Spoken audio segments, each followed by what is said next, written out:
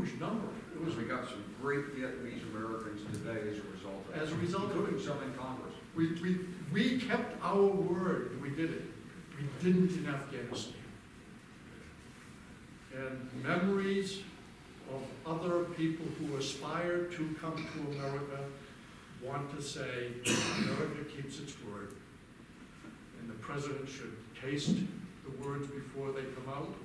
The staff at the White House should make sure the words are well tasted before they're even put in the president's mouth. And I think that's very, very important. And then we should listen to those who aspire to be like us, because they want to know what it means. And they want to see if our backbone is as stiff as our rhetoric. And so that would be my commentary. So my Republican friends in Congress who are skeptical of supporting Ukraine, I think they're missing the responsibility we have as a democracy. So, yes, I am willing to make some sacrifices for Ukraine. So let me say something just to underscore what you said.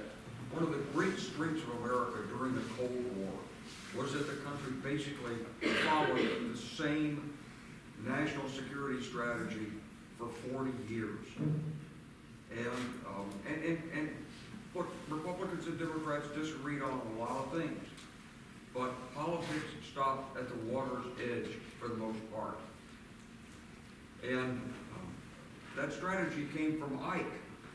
Ike said it in his inaugural address in 1953.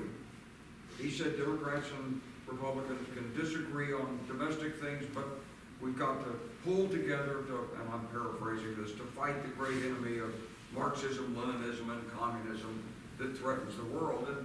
And every president basically did that. And they followed the same strategy. Johnson did it. Nixon did it. Carter did it. Certainly Ronald Reagan did it. George H. Bush did it. And then it was over. And we lost what was pulling us together in foreign policy. And during the 1990s, we didn't have a strategy. The Democrats put in a strategy of peacekeeping, and we went to Africa and Bosnia and so forth, but that never really caught on to the American people. And when 9/11 happened, boom, we came together, and it was, now there's a strategy again, and we're going to go get them. And then we didn't get them very well, honestly. I mean, Iraq was really painful, and we didn't find the weapons of mass destruction, but more than that, we were a weapon of mass destruction in Iraq. We caused all that hardship and all those refugees and gave a base for terrorism taking root in Iraq.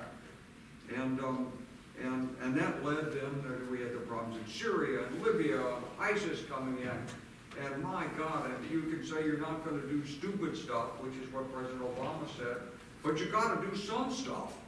And so we've been, struggling for a strategy for 20 years. Now it's starting to coalesce. It's this. We recognize that China is the long-term problem. Ukraine is the near problem. That's what we say in the Army. That's the close battle. And then the deep battle is, but we don't want war. What we want is, we want to remain as the preeminent leading power in the world and advance the cause of democracy. That's a tough proposition when your own democracy's struggling back and forth.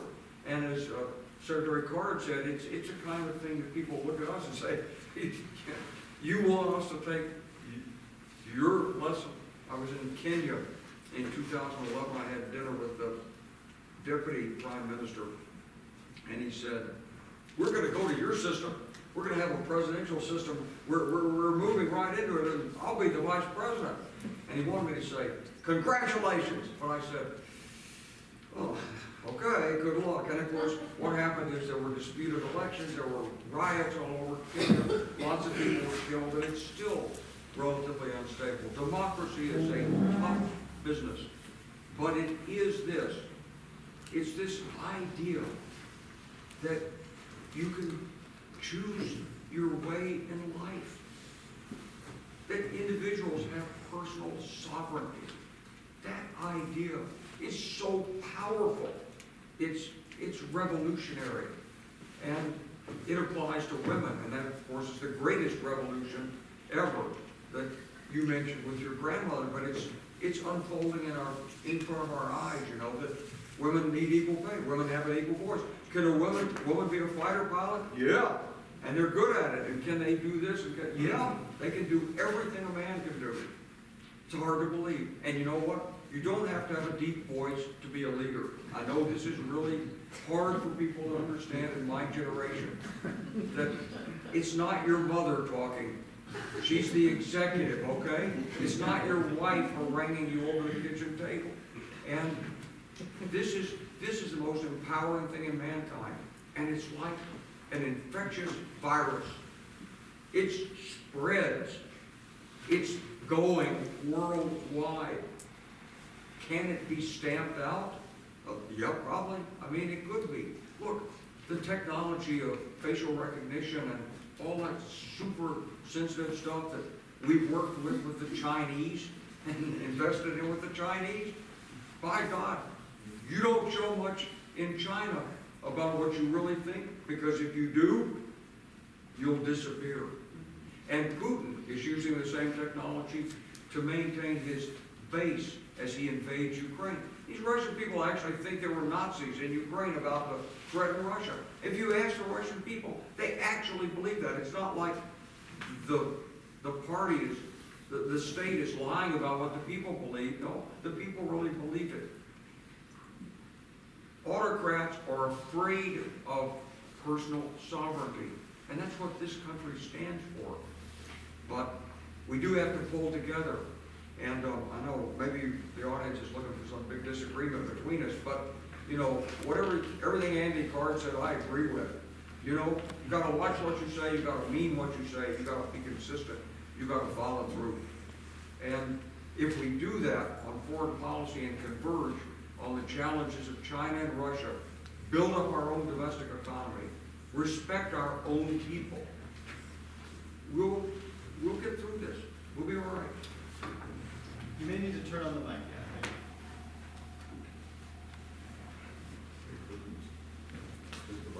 See where the button's up. Esteemed gentlemen, I have watched in the last several years our country be inundated with illegal people. We are spending millions of dollars to put these people up into hotels. My question is, we have a situation that every day 22 of our veterans commit suicides. What are we doing to address housing our homeless veterans and addressing that issue?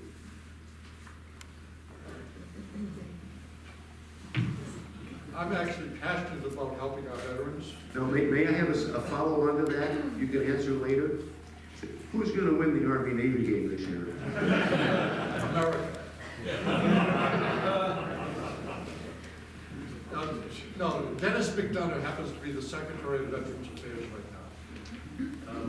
He's a former chief of staff to the President, so I have great admiration and respect for him. I think he is passionate about solving the problems, and he's doing a good job of trying to wrestle through where the right solutions are. And I think there are laboratories where different things are happening, but we have an obligation to our veterans, and I think we should do it. It should be met by all of us. A very sad statistic, and I may be wrong, but I think it's only 1% of the population is serving in the military. And the vast majority of people who serve in the military today are serving because a dad or an uncle or a grandfather served. That's right. They're not serving because this country is worth fighting for. And we need to be more patriotic. We need to be proud of those who put on the uniform. We need to respect those who have made sacrifices. Whatever, some of the sacrifices aren't necessarily physical. They're emotional. They're financial. Their opportunity is lost. And we've got to respect that. I have 6 grandchildren. 29, 27, 24, 22, 14, and 12. The 24-year-old and the 22-year-old are naval officers. A man and a woman. And I'm so proud of them.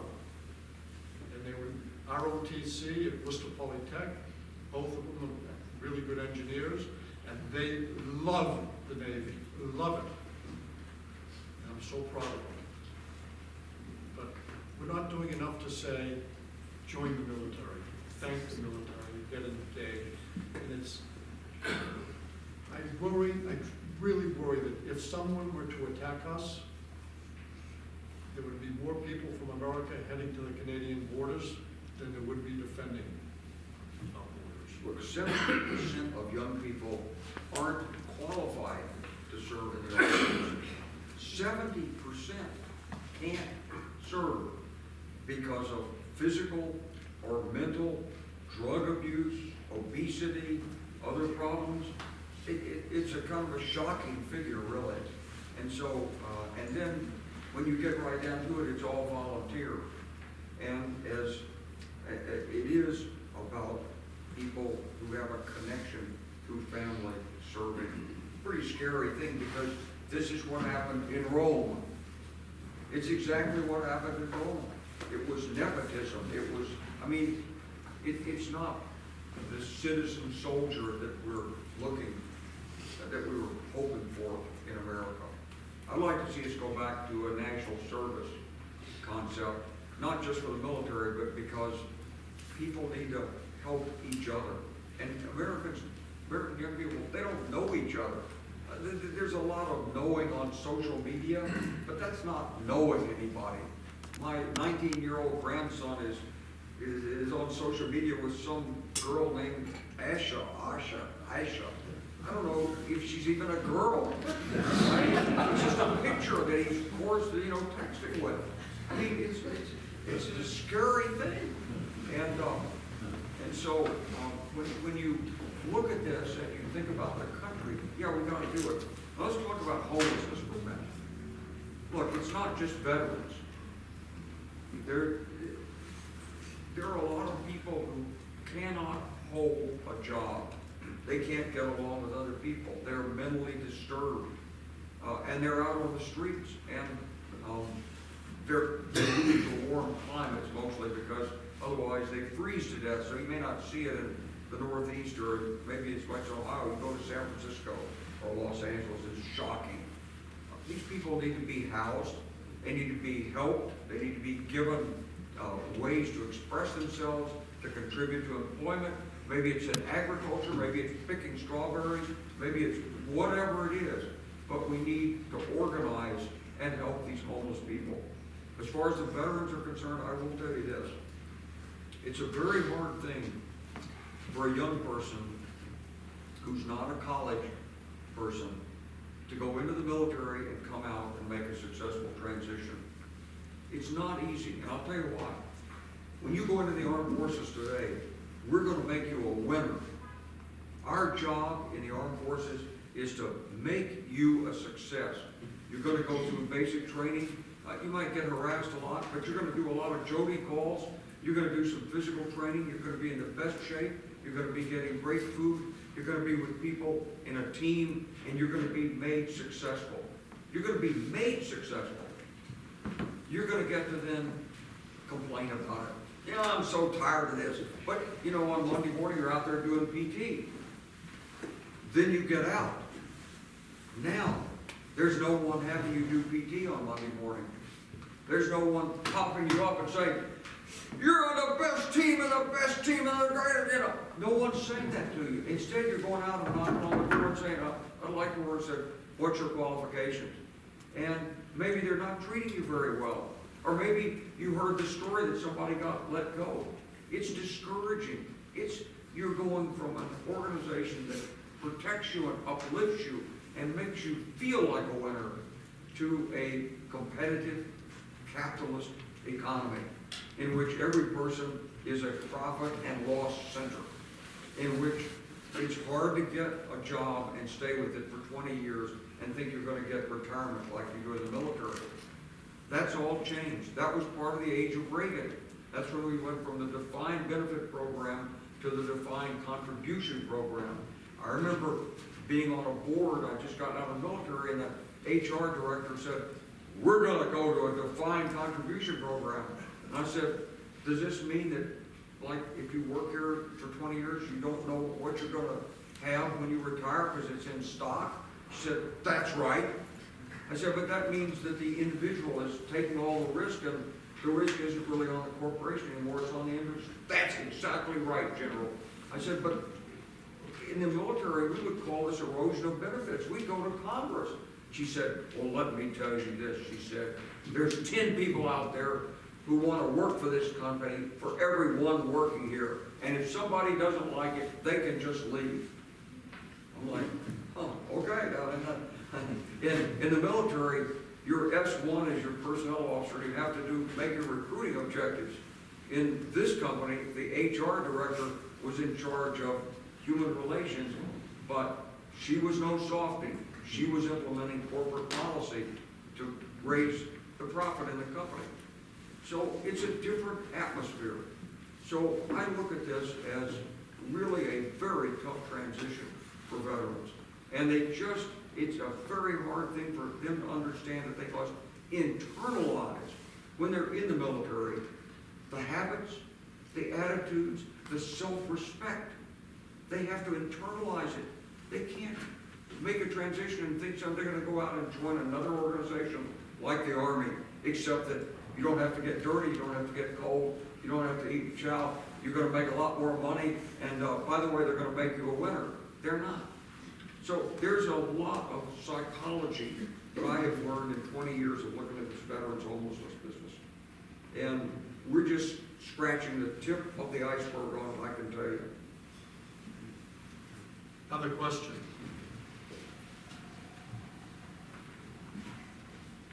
What led me to this question was that first word from the talk about the Federalist Papers, which was faction. And I heard a different definition in my head than you had. And it was a combination of fact and fiction, which stems from, really, my question has to do with, we seem to be, through the years, becoming more polarized as a nation. Certainly more, have much shorter attention span.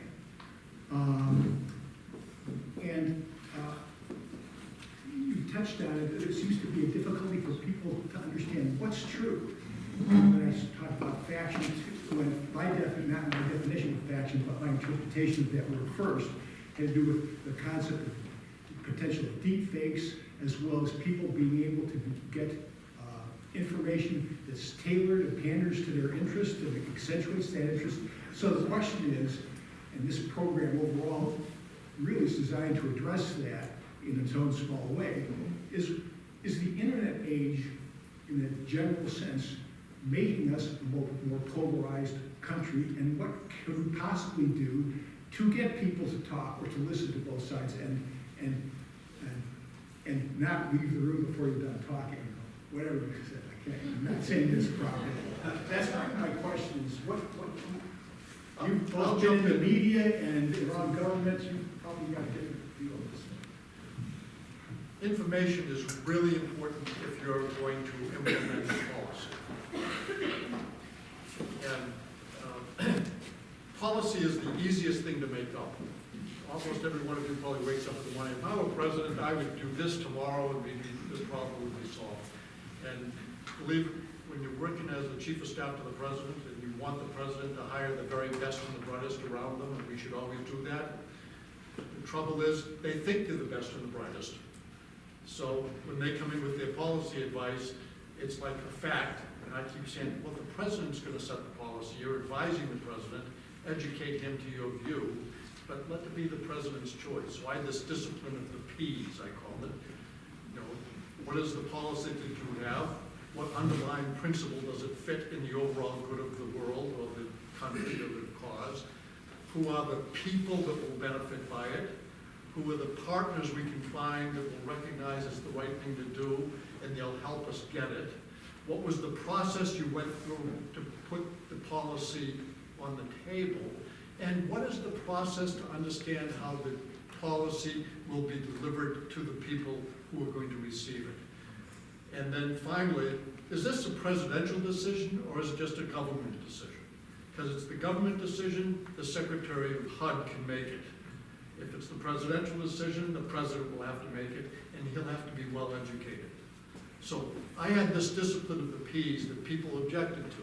Getting to the question of communicating and fact shuns, what are the facts?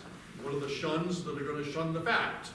And right now, there are more shuns than there are facts. Almost every fact invites several different responses that are not quite fact. And that's a reality. We are talking about the changes in our democracy. The biggest change in our democracy has been the speed of communication and the lack of discipline in how it's done. There used to be editors and editorial writers and people in a newspaper that would say, you're the front page, you're page 7, you get 6 column inches, he gets 15 column inches, you don't get to write the title, the headline, you just have to write meat, and if you're gonna write your opinion, it goes on the opinion page. We want facts. And journalism schools taught that way. They taught you that you will write, you use very few verbs and adverbs and adjectives. You use nouns and verbs, and then we'll see what adjectives and adverbs are appropriate to not bias the outcome. And by the way, you can find those on the opinion page first if you want to go there. And the editor would argue with the journalist, and then the journalist would say, I understand what you're saying, and then they'd say, well, do you have 2 sources for this, or is this 1.5 sources? You're the one, you found a half. And you don't have to tell me their name, but did you have 2 sources, or 3 sources, or 5 sources? And there was discipline. And then, by the way, you've written too much, you're only getting 5 column inches. And no, you're not putting the headline on it. We're going to somebody else who's going to read it and say, this is the appropriate headline. And we'll decide what page it goes on in the newspaper. That was discipline. The internet comes along, and now speed counts. And what counts more than speed? Really good, flaming adjectives and adverbs. And your nouns and your verbs don't have to be as well grounded as they used to be. And so you don't even turn your Twitter account into an editor. Nobody that tells you how many column inches you have. In fact, they want fewer inches and more strident language because they're after eyeballs and ears. They're not after the mind. They're not looking to make you smarter, they're looking to make you more passionate. And I don't know how to fix that, but democracy really has been corrupted when there's passion that is not well grounded. When we make emotional decisions in a democracy, they frequently come back to bite us. And that's why our founding fathers were very smart to say, and I put John Adams right up at the top of the list,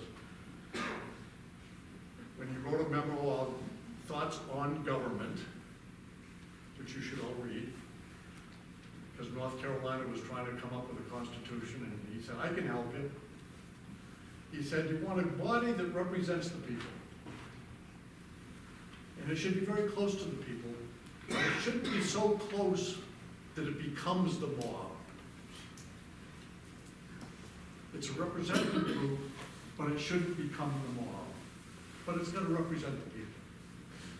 And the mob is so dangerous, we need another branch that will actually exercise some wisdom and be more secure in their seat and give greater thought to the consequences so that they're not making a decision around emotion. it's not a mob-made decision. It should be a decision informed by the mob, but not of the mob in the House. The Senate exercise a little wisdom, step back. You've got less pressure to have to run for re-election every time the world sneezes. And take that, exercise some judgment. And then don't ever give the president or the governor the purse with all the money in it. Don't give them the purse string. No, they have to come to you to find out what they're gonna spend. But give them the tools to manage the government. That's what our founding fathers said. The mob has now converted itself to zeros and ones. We're a binary system, which is the worst thing you can be if you're trying to find common ground. Those zeros and ones that fly through, there's a billion zeros and ones flying through this room right now as you receive things on your phones. It's those zeros and ones, and I don't know how they could end up being duck or wake up. But the zeros and ones dictate us today, and we're addicted to them. And we want those zeros and ones to move really fast, and we'd like them to use our zeros and ones, not somebody else's. And so I bet you your children and your grandchildren are aspiring to be the next TikTok star. Just, you know, if you want to dance, look silly, do something funny, hope 1 million people see it, and you think you're successful. So I say, I don't know how our democracy can do this because the government shouldn't create the media. But democracy needs a free press. So I'm not saying to get rid of the press, but how does the press have discipline to acknowledge truth, identify fiction? You can still have fiction. There is no problem with writing fiction in a democracy. Just make sure that you define it as fiction. That's the challenge. So Congress right now gets stuck on stupid really fast because of tweeting. It used to be if you were upset with your congressman or you had something that you were troubled by and you wanted to write to your congresswoman, you wrote a letter. It took 5 days to be delivered to the Capitol. It took another 3 days to be opened up. It was read by a staffer, highlighted, maybe summarized for the congressman, and maybe even attached to the summary so the congressman could read it. And it would be like, whoa, this person is really angry. The potholes were not filled in Kent, and they should have been filled. We're sick and tired of what's going on. We want the government to fill that pothole. Really angry. And politicians are inclined to say yes. They want to agree with you. They want you to believe they really agree with you and they like you. So the congressman would get the letter, he would say, that person is really angry. But by the time he made the phone call or sent the letter back, the pothole had been filled.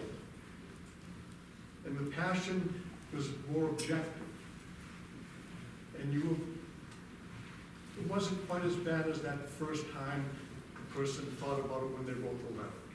And he could call up and say, is it all right? Yeah, it's not so bad. I understand, I was a little angry. Well, today, you tweet your congressman.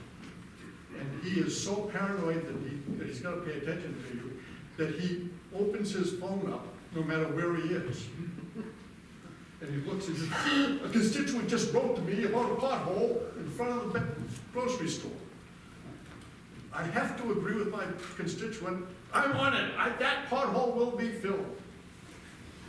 And they answer back, and he's done. He's happy. And then he finds out it wasn't the problem that he thought it was. But he can't go and say, I really disagree with you, because you already said you agreed. And the greatest crime in politics is being a flip-flopper. I'll help you, I won't.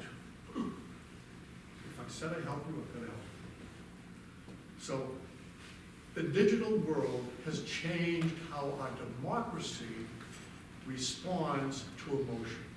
And our founding fathers said,